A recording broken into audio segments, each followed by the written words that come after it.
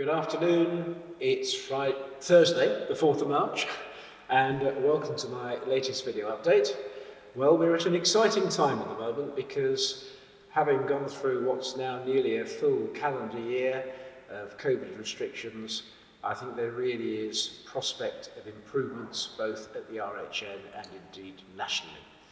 Now, as far as the RHN is concerned, we have continued from this time last week to have no further patient infection, and that means that this Saturday, the 6th of March, as long as there's no infection over these last 2 days, we will have got a full 28 days without infection, and that will enable us to start unlocking the hospital. What does unlocking the hospital mean? Well, it doesn't mean it'll be a sort of complete free-for-all, but it does mean wards will be able to be unlocked.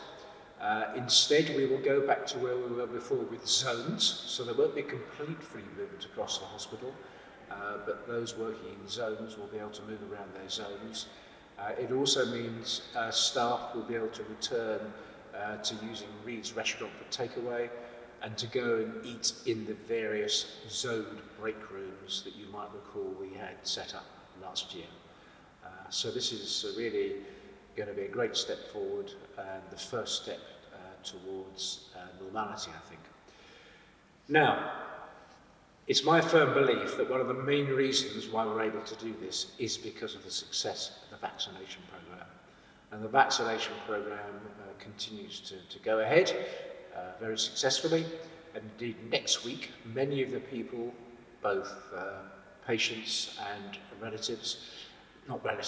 patients and staff who were vaccinated in December will be receiving their second jabs, staff actually next week and patients the week afterwards.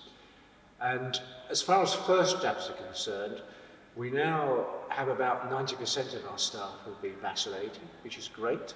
And some of you who haven't been vaccinated have been continuing to come forward to request a first jab. But can I please again implore those of you who are in the 10% who haven't been vaccinated yet, please come forward, contact David Lloyd and organise a first vaccine. Because it's my firm belief it's the success of the vaccination programme is the reason why the infection rates amongst patients have dropped to zero and amongst staff have dropped to near zero. Now, the other thing which I indicated last week that gradual unlocking is going to allow a return to relative visiting to patients and residents. And the target date for that continues to be the 22nd of March.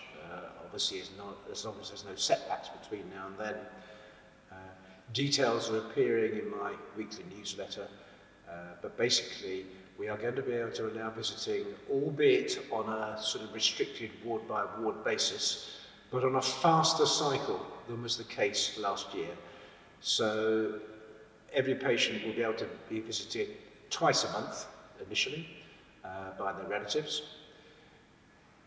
One important change since we last had visiting, we will be asking everybody who visits to carry out a lateral flow rapid assessment as a test for COVID. Hopefully everybody will test negative, of course. And this also means that we're going to be able to allow much closer contact than has been the case in the past. So we will be able to allow relatives to hold the hands of their loved ones, which I'm sure everybody will find very welcome.